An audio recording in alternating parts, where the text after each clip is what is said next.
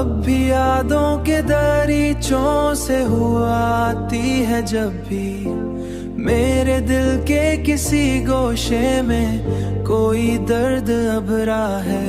मेरे दिल के किसी गोशे में कोई दर्द अभरा है। जिंदगी जैसे कोई ख्वाब अधूरा सा पड़ा हो, हर कदम पर कोई अरमान भी अधूरा सा पड़ा हो, हर कदम पर कोई अरमान भी टूटा सा बिखरा है। हमने माना कि जुदाई भी मोहब्बत का ही हिस्सा है, पर ये हिस्सा भी तो दिल के लिए एक गहरा अंधेरा है।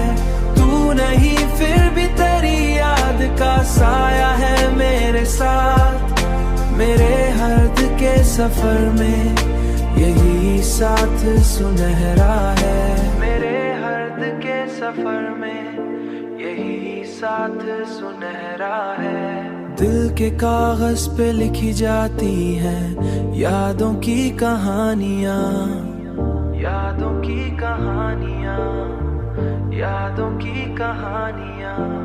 हर कहानी में मगर दर्द का ही रंग गहरा है,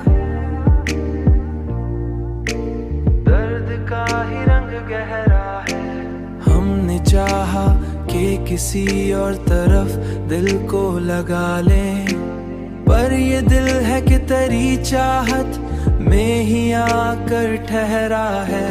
हमने माना कि जुदाई भी मोहब्बत का ही हिस्सा है, पर ये हिस्सा भी तो दिल के लिए एक गहरा अंधेरा है।